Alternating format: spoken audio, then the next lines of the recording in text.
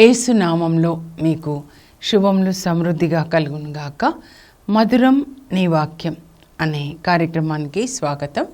ఈరోజు మనం వాక్యముతో ఉపవాసం అనే అంశాన్ని ధ్యానించుకుందామండి. మధురం మధురం నీ వాక్యం, నా త్రోవకు దీపం నీ వాక్యం. ఇది పరిశుద్ధ తండ్రి గారు పోప్ లియో 14 గారు ఇచ్చినటువంటి పిలుపు అన్నమాట. సో దేవుడు ఆయనని మనకి నాయకులుగా నియమించారు కాబట్టి ఆయన సందేశాన్ని మనము పాటించాలి. నాకు చాలా నచ్చిందండి. ఏంటంటే వాక్యంతో తమని పోషించుకోలేని వారు ఫలవంతమైన ఉపవాసం చేయలేరు. ఉపవాసం అంటే దేవుని సన్నిధిలో వసించుట కదండి. అప్పుడు మనల్ని దేనితో పోషించుకోవాలంటే వాక్యంతో పోషించుకోవాలండి. దేవుని వాక్యంతో పోషించుకోవాలన్నమాట. అలా వాక్యంతో పోషించుకోకుండా ఉపవాసం చేసేవాళ్ళు ఫలాల్ని ఫలించలేరు.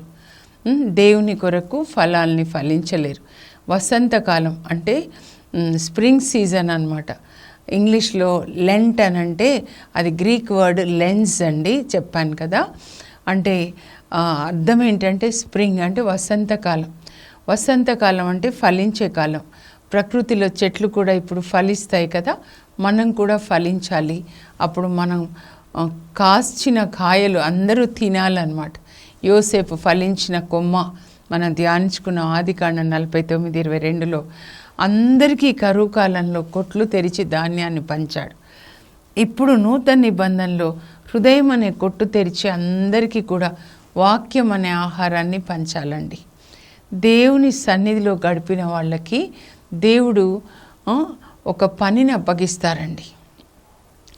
ఉపవాసం అంటే దేవునితో వసించుట. మోషేని మనం చూద్దాము. ఈరోజు మోషే తర్వాత పేతురు, నూతన నిబంధనలో పేతురు అన్నమాట. వీళ్ళిద్దరిని చూద్దాం. నిర్గమకాండంలో 24:12 నుంచి 18 వరకు తప్పకుండా మీరు ఇది రాసుకునండి. నిర్గమ 19 నుంచి ఇప్పటి వరకు అన్నమాట 24 వరకు మనం చూస్తే దేవుడు మరి మోషేతో మాట్లాడతాడు. కొండ మీదకి రా అని చెప్తాడు. అప్పుడు దేవుడు ఆయనకు ఒక సందేశాన్ని ఇస్తే ఆయన కిందికి వచ్చి చెప్తాడు. 19:5-6లో ఇదో నా నిబంధన అంటే నేను ఈ ఆజ్ఞల ద్వారా మీతో ఒప్పందం చేసుకుంటాను. మీరు నా ఆజ్ఞలు శ్రద్ధగా విని పాటిస్తే ఈ ప్రపంచంలో మీరే నా ప్రజలు, నేను మీ తండ్రి, మీరు నా పవిత్ర ప్రజలు, యాజక రాజ్యం. మొదటి మాట అండి దేవుడు చెప్పిందనమాట. మీరు నా ఆజ్ఞలు పాటిస్తే నేను మీ తండ్రి, మీరు నా పిల్లలు, మిమ్మల్ని నేను పోషిస్తాను, కాపాడుతాను, అన్నీ చేస్తాను.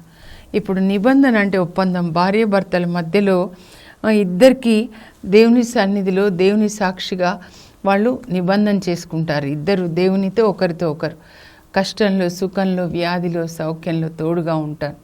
నిత్యము నేను నిన్ను గౌరవిస్తాను. అప్పుడు ఆ ఒప్పందము దేవుని సన్నిధిలో వాళ్ళు చేస్తారు కదా.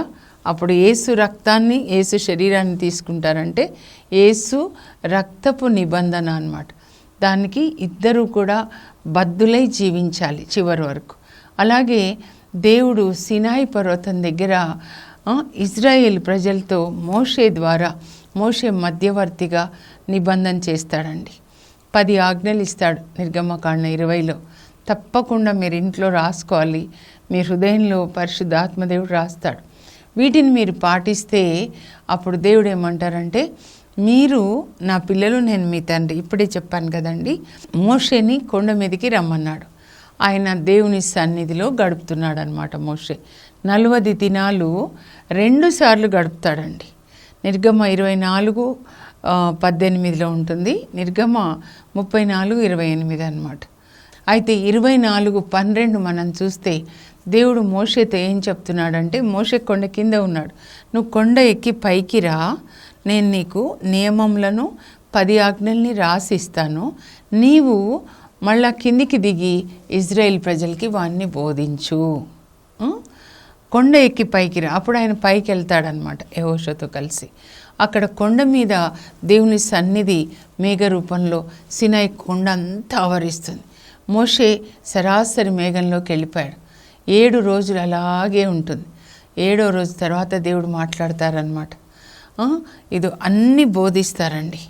అవన్నీ కూడా మోషే ఏది దేవుడు చెప్తున్నారో అదంతా రాస్తాడనమాట. రాసుకున్న తర్వాత ఆయన క్రిందికి దిగి వచ్చినప్పుడు ఇది 34 అండి. 34 అంటే 2వ మారు కిందికి దిగి వస్తున్నాడు అనమాట. మోషే దేవుని సన్నిధిలో 40 దినములు గడిపి క్రిందికి వచ్చినప్పుడు దేవుని సన్నిధిలో ఉండుట వలన ఆయన ముఖము ప్రకాశిస్తుంది. అప్పుడు ఇజ్రాయేల్ ప్రజలందరూ గమనిస్తారు, ఆయన ముఖం ప్రకాశిస్తుంది. తర్వాత ఏం చేస్తాడంటే ఆయన ఇజ్రాయేల్ ప్రజలందరినీ పిలిచి అందరికీ కూడా దేవుడు ఏది బోధించారో కొండ మీద అది ఆయన కింద వచ్చి వాళ్ళకి బోధిస్తారండి. దీన్నే మోషే ధర్మశాస్త్రం అంటారనమాట. అంటే నిజంగా ఎవరైనా దేవుని సన్నిధిలో గడిపితే వాక్యంతో ఉపవాసం, దేవుని యొక్క వాక్యంతో ఉపవాసం అన్నమాట. ఉపవాసం అంటే అన్నం తినకపోవడం కాదండి. అది ఎప్పుడు దేవుడు చెప్పలేదు. దేవుని సన్నిధిలో ఉన్నప్పుడు మనకి దేవుని శక్తితో నింపబడినప్పుడు శరీరానికి ఆకలి వేయదన్నమాట. ఆత్మని దేవుడు చెప్పేదంతా కూడా ఆయన ఆత్మలోకి వెళ్ళిపోతుందన్నమాట.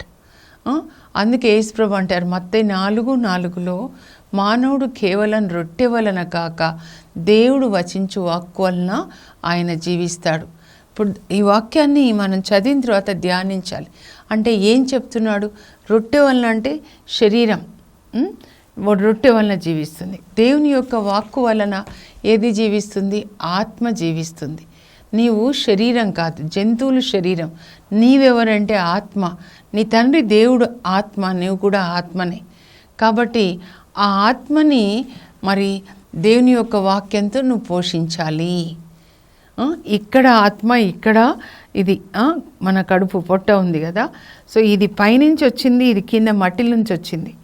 కాబట్టి ముందు ఇక్కడ ఆత్మకు ఆహారం పెట్టి లేవగానే దేవుని వాక్యం విని తర్వాత శరీరానికి ఆహారం పెట్టండి, మీకు రోగాలు రావు. సో మోషేకి 2 మాటలండి, మీరు చూడండి దేవుడు చెప్తారు. ఏంటి అంటే దేవుడు మోషేని కొండ మీదకి రమ్మంటాడు. నిర్గమ 24:12 నేను నీకు ఆజ్ఞలు బోధిస్తాను, నువ్వు కిందికి వెళ్ళి ప్రజలకి చెప్పు. దేవునికి లోబడి పైకి వెళ్తాడు, దేవుడు చెప్పిందంతా వింటాడు, రాసుకుంటాడు. మోషే ధర్మశాస్త్రం అన్నమాట. అదే దేవుడు ఆయనకు చెప్పింది. కిందికి వచ్చి ఆయన ప్రజలకి బోధిస్తాడు. ఇది నిర్గమ 34:32లో ఉంటుంది. 2 మాటలే, సరేనా?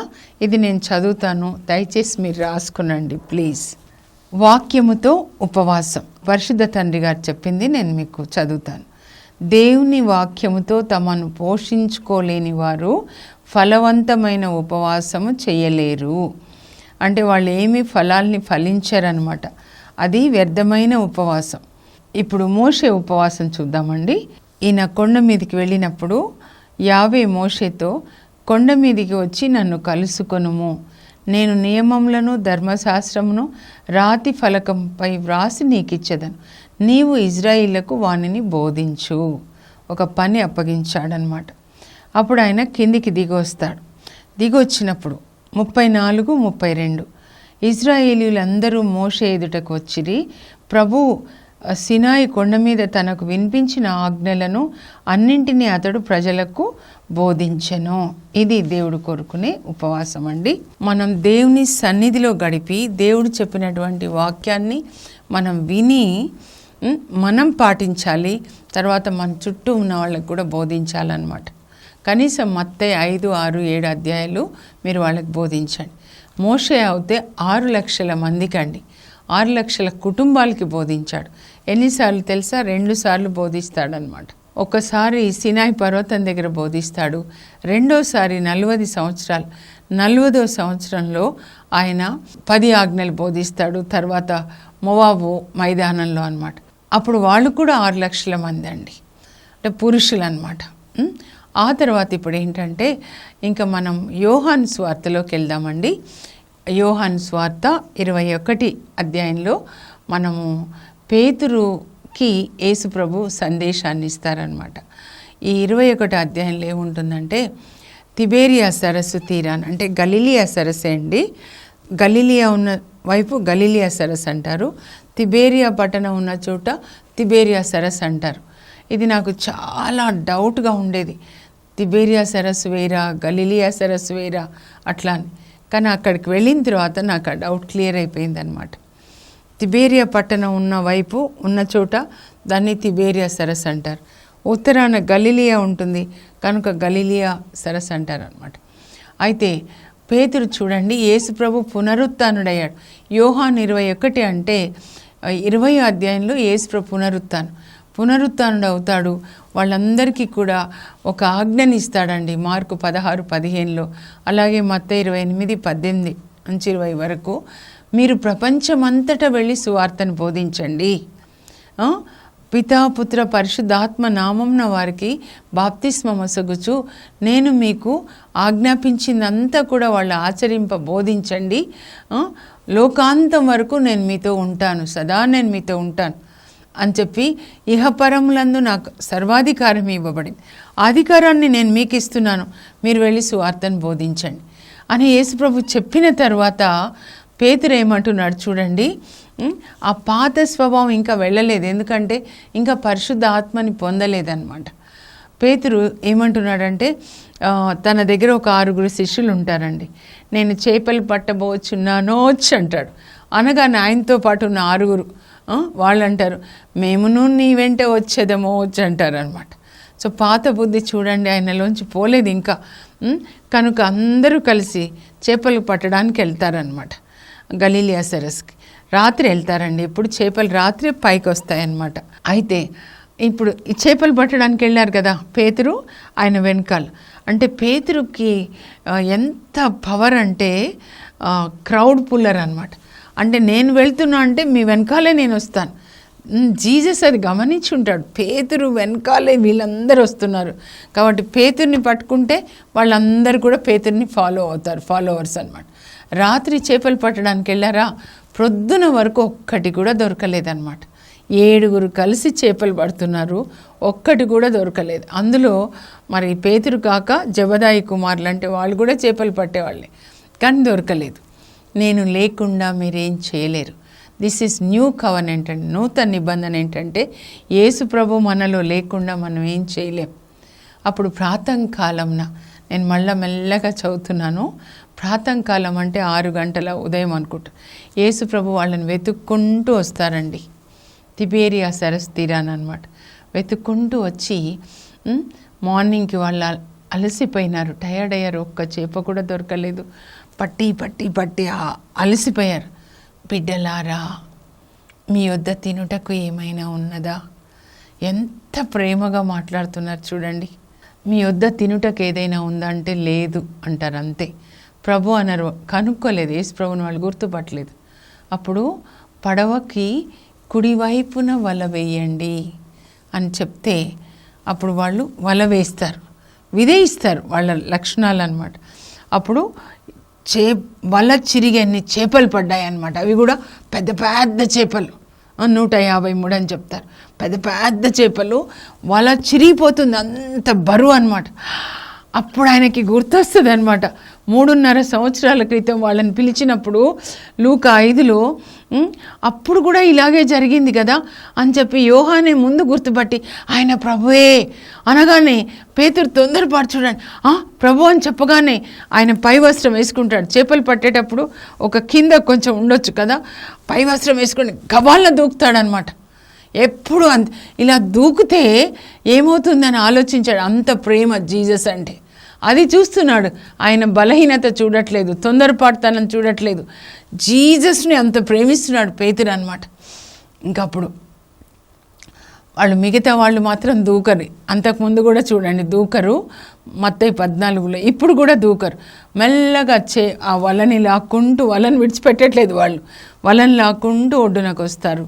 ఆ లోపల ఇంకా యేసుప్రభు వాళ్ళకి బొగ్గుల మంట మీద వాళ్ళకి చేప కాలుస్తూ ఉన్నారు, బ్రేక్ఫాస్ట్ ప్రిపేర్ చేస్తున్నారండి. ఆయన సేవకుడు ఇప్పుడు చేస్తున్నారంటే ఎప్పుడూ కూడా ఆయన సేవ చేశారు సేవకులకు అన్నమాట. ఇదంతా వాళ్ళ హృదయంలో దాచుకున్నారు. వాళ్ళ గురువు గారు ఎంత త్యాగం, ఎంత సేవ చేశారు, అందుకే వాళ్ళు అంత సేవ చేయగలిగారనమాట. అప్పుడు ఇంకా కొన్ని చేపలు తీసుకొని రండి అంటే తీసుకొని వస్తారనమాట. వచ్చిన తర్వాత వాళ్ళందరికీ రొట్టె కాల్చి, వాళ్ళందరికీ చేపలు కాల్చేసి రొట్టె కూడా అందరికీ పంచి ఇచ్చారండి, 7గురికి అనమాట. ఒకటే రొట్టె అట్లా పంచి ఇస్తారు కదా. పంచి ఇవ్వడం దేవుని రాజ్యం. ఇది నేర్చుకోండి యేసు ప్రభు దగ్గర నుంచి. పంచి ఇవ్వడం దేవుని రాజ్యము, పోగు చేసుకోవడము సాతాను రాజ్యం. మీరు ఏ రాజ్యంలో ఉన్నారు? అప్పుడు వాళ్ళందరూ తిన్న తర్వాత పేతుని మాత్రం తీసుకొని పక్కకి వెళ్తాడు ఆ బీచ్ మీద. అప్పుడు అడుగుతాడు, యోహాను పుత్రుడు, యోనా పుత్రుడవగు సిమోను, నీవు వీరందరికంటే నన్ను ఎక్కువగా ప్రేమిస్తున్నావా? పేతురు భుజం మీద చేయి వేసి మెల్లగా నడిపిస్తూ, పేతురు నన్ను ప్రేమిస్తున్నావా? అవును ప్రభా, నీకు తెలుసు నేను నిన్ను ప్రేమిస్తున్నానని. యేసు ప్రభు మరలా అడుగుతారండి, పేతురు నీవు నన్ను వీరందరికంటే ఎక్కువగా ప్రేమిస్తున్నావా? అవును ప్రభు, నేను వీరందరికంటే మిమ్మల్ని ఎక్కువగా ప్రేమిస్తున్నానని మీకు తెలుసు. మరలా అడుగుతారు. అప్పుడు ఆయన పేతురు నొచ్చుకొని, మీకంతా తెలుసు ప్రభు అంటాడనమాట. సో నీవు నన్ను వీళ్ళందరికంటే ఎక్కువ ప్రేమిస్తే ఏంటి నేను నీకు ఇచ్చే పని అంటే, నా గొర్రెలు మేపు. యేసు ప్రభుని ప్రేమించేవాళ్ళు యేసు ప్రభువు యొక్క గొర్రెల్ని మేపుతారు. దేంతో అండి మేపాలి? దేవుని యొక్క వాక్యంతో మేపాలన్నమాట. అలాగే ఉపవాసం అంటే, వాక్యంతో ఉపవాసం అంటే, మీరు దేవుని సన్నిధిలో గడిపినప్పుడు మీ ఒక్కరితోనే ప్రభు మాట్లాడతారు. ఒక్క మోషేతో మాట్లాడారు, ఇప్పుడు ఒక్క పేతురుతో ఒంటరిగా తీసుకెళ్ళి మాట్లాడుతున్నారు. మీరు మీ గదిలో ఒంటరిగా కూర్చొని ప్రభువుతో మాట్లాడండి, వాక్యం చదవండి. వాక్యం ద్వారా ప్రభు మాట్లాడుతూ ఉంటారనమాట. ఈ అనుభవం ఎప్పుడైతే మీకు వస్తుందో అప్పుడు మీరు ఫలాల్ని, ఆత్మ ఫలాలు ఫలిస్తారు. గలతీ 5:22-23. ఆత్మ ఫలములు ఏవన్నా ప్రేమ, ఆనందం, మంచితనం, ఓర్పు, ఇవన్నీ కూడా అన్నమాట. ఆత్మ నిగ్రహం, సెల్ఫ్ కంట్రోల్.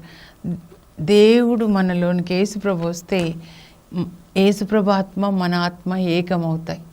భార్య భర్తలు ఏకమైనప్పుడు ఎలా పిల్లలు పుడతారో, మన ఆత్మ యేసు ఆత్మ ఏకమైనప్పుడు పుట్టే పిల్లలే ప్రేమ అన్నమాట. మదర్ తెరీసా తల్లి, ఎవరినైనా చూడండి, అపోస్తులు, లేకపోతే హంగేరి ఎలిజబెత్ అమ్మ, పునీతులందరండి, అందరూ కూడా యేసు ప్రభుతో ఏకమై ఫలాలు ఫలించారనమాట. లేకపోతే అందుకే పరిశుద్ధ తండ్రి గారు అంటున్నారు, మీరు వాక్యంతో మీరు ఉపవాసం చేయకపోతే ఫలభరితమైన ఉపవాసం ఉండదు. 41 దినాల తర్వాత మీలో ఏ ఫలాలు ఉండవు. నా చుట్టూ ఉన్న వాళ్ళకి నేను సహాయం చేయాలి అని మీకు ఒక ఆలోచన అనేది రాదనమాట. ఎందుకంటే యేసు ప్రభు మీతో కలవలేదు కదా. యేసు ప్రభు అంటే ఎవరండి? వాక్యం అన్నమాట. ఆ వాక్యం మీ లోపలికి వెళ్ళలేదు. వెళ్ళిన తర్వాత ఆ వాక్యము శరీర రూపం ధరిస్తుంది కదా మరియ తల్లి హృదయంలో, గర్భంలో పరిశుద్ధాత్మ ప్రభావం వల్ల. ఇప్పుడు వాక్యం మీలో ఉంటే పరిశుద్ధాత్మ ఆ వాక్యాన్ని మనం జీవించేలాగా చేస్తాడనమాట. మీ తండ్రి వలె మీరు కనికరం కలిగి ఉండండి. రోజు నాకు చెప్తారు, ఈరోజు నువ్వు ఎవరికి సాయం చేయాలి. చిన్నది కావచ్చు, ఒకటి బైబిల్ ఇవ్వడమే కావచ్చు, లేకపోతే ఒకరికి అన్నం పెట్టడం కావచ్చు. ప్రతిరోజు మాట్లాడతాడండి. రోజు క్రొత్త నీళ్ళు అంటే, క్రొత్త అభిషేకం అంటే, రోజు మనం ప్రేమతో, ప్రతిరోజు క్రొత్త ప్రేమతో నింపబడి ఆ ప్రేమని ఇతరులకు అందిస్తాం. అది క్రైస్తవ జీవితం అంటే. దేవుని స్వరాన్ని విని, ఎలా వినాలంటే బైబిల్ చదవండి ఫస్ట్, దాన్ని పాటించడం అన్నమాట. అప్పుడు చుట్టూ ఉన్న వాళ్ళకి ఆ ప్రేమను అందించడం. ఏషియాలో మనం చూస్తాం కదా, దేవుడు ముందు పరిశుద్ధాత్మ ఆయనకి పరలోక దర్శనాన్ని చూపిస్తాడు, అంటే అప్వర్డ్ డైరెక్షన్. తర్వాత తన ఆత్మలో తన పాపాన్ని చూపిస్తాడు, అది ఇన్వర్డ్ లుకింగ్ అన్నమాట, డైరెక్షన్. తర్వాత చుట్టూ ఉన్న వాళ్ళు ఎలా చూడెలా నశించిపోతున్నారో చుట్టూ చూపిస్తాడు. నీవు వాళ్ళకు ఒక ఆశీర్వాదకరంగా ఉండాలి. ఇది అండి ఫలభరితమైన ఉపవాసం అన్నమాట. ఇలా మీరు చెయ్యండి. దేవుని సన్నిధిలో మీరు వాక్యం చదవకుండా, దేవుడు మీతో మాట్లాడకుండా ఉంటే అది వ్యర్థమైన ఉపవాసం. ఫలభరితమైనది తండ్రి గారి ద్వారా మనకు చెప్తున్నారు కదా, మనం ఫలిస్తామన్నమాట. మదర్ తెరీసా తల్లితో దేవుడు మాట్లాడతారు, ఇదిగో ఈ నా సోదరులలో అతి పేదలకి ఏది చేసినా అది నాకు చేసినట్లే. మత్తయి 25:40. ఆ వాక్యం మీద వాళ్ళ సేవను కట్టుకున్నారు. మీరు దేవుని వాక్యాన్ని వినాలి, ఆయన మీకు ఒక పని అప్పచెప్పాలి, అది మీరు చేయాలి. ఇప్పుడు పేతురు గారు చూడండి, ఈ ఎంత సువార్త బోధించారంటే, మొదటి ప్రసంగం ఆయనే చేస్తాడు కదండి. పెంతెకోస్తున్నాడు పరిశుద్ధాత్మని పొందిన తర్వాత, ఇప్పుడు వాక్యం 3.5 సంవత్సరాలు, ఇప్పుడు పరిశుద్ధాత్మ, వాక్యము ఆత్మ, ఈ రెండు అన్నమాట. అప్పుడు ఆయన మొదటి ప్రసంగం చేస్తాడు. కుంటివానికి స్వస్థతనిస్తాడు, పక్షవాత రోగిని స్వస్థపరుస్తాడు. కొన్ని రాశారు. తబితా లెమ్ము అనగానే తబితా లేస్తుంది. ఆ తర్వాత ఆయన రోమ్కి వెళ్తాడు యోహాన్తో కలిసి. 25 సంవత్సరాలు అక్కడ సువార్తని బోధిస్తే అనేక వేల మంది మరి రక్షణలోకి వస్తారు. తర్వాత ఆయనని అది కూడా యేసు ప్రభు చెప్తాను, నువ్వు యవ్వనంలో ఉన్నప్పుడు నడుం కట్టుకొని నువ్వు ఎక్కడికి వెళ్ళాలంటే అక్కడికి వెళ్తావు, కానీ నువ్వు వృద్ధుడైనప్పుడు చేతులు చాస్తావు, వేరొకరు నిన్ను కట్టేసి నువ్వు ఇష్టపడని చోటుకి తీసుకొని వెళ్తారు. అంటే ఆయన మరణాన్ని గురించి చెప్తాడు. క్రీస్తు 67లో నీరో చక్రవర్తి ఆయనని తలక్రిందులుగా సిలువ వేస్తాడు. అందుకనే ఇప్పుడు అది మనకి పాపు గారి రెసిడెన్స్, తర్వాత సెయింట్ పీటర్ చర్చ్ కదా, అక్కడి నుంచే మరి అనేక వేల మంది పునీతులు కూడా అన్నమాట. మనకు అది హెడ్ క్వార్టర్స్గా ఉంది. ఒక్క వ్యక్తి దేవుని స్వరాన్ని విని విధేయించినప్పుడు ఎంత పని జరిగింది.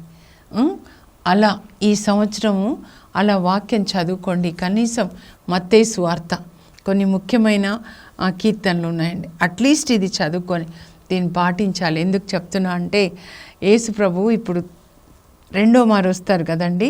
1000 సంవత్సరాల పరిపాలన తర్వాత ఒక్కొక్కరికి తీర్పు, సుప్రీంకోర్టులో తీర్పు నాకే కదా, అలాగే తీర్పు ఇచ్చినప్పుడు ఆయన ఏమంటారంటే, ఈరోజు ఇది చెప్పారండి నాకు. మత్తయి 5, 6, 7లో 2000 సంవత్సరాల క్రితం మీరు ఇలా జీవిస్తే పరలోకానికి వస్తారని చెప్పాను కదా. కనుక అంతిమ దినాన ఆ వాక్యే మీకు తీర్పు తీరుస్తుంది. యోహాన్ 12:48-49లో ఉంటుందని ఆల్రెడీ నేను చెప్పాను 2000 సంవత్సరాల క్రితము. మీరు ఈ విధంగా జీవించినప్పుడు ఈ వాక్యం ప్రకారమే మీకు తీర్పు. జీవించలేదు కాబట్టి మీరు పరలోకానికి రారు అని చెప్తారనమాట. కనుక వాక్యం చదువుకొని మనము పరలోకానికి వెళ్ళాలి. యేసు ప్రభు వచ్చినప్పుడు మనల్ని తీసుకెళ్ళడానికి వస్తారు. అప్పుడు ఆ తీర్పులో మనం గెలవాలన్నమాట. సుప్రీంకోర్టు తీర్పు, మీకు కోర్టులో తీర్పు వచ్చింది అనుకోండి, తీర్పు ఏ విధంగా వస్తుంది, నేను గెలుస్తానా, గెలిచేలాగా ఉండాలి. ప్రార్థన చేసుకుందాం. పరలోకపు మా తండ్రి, మీ పరిశుద్ధ నామమునకు స్తోత్రం కలుగును గాక. ప్రభా, ఫలభరితమైన ఉపవాసం అనంటే వాక్యాన్ని వినాలి, దేవుని స్వరాన్ని వినాలి. ప్రభా, మోషే విన్నాడు, లిఖించాడు, విన్నది ప్రజలకి బోధించాడు, తాను కూడా పాటించాడు. ప్రభా, అలాగే పేతురుతో కూడా యేసయ్య మీరు మాట్లాడినప్పుడు, నువ్వు నన్ను ప్రేమించడం అంటే నా గొర్రెల్ని మేపడమే వాక్యంతో అని. యేసు ప్రభుని ప్రేమించడం అంటే వేరే విధానం ఏదీ లేదు.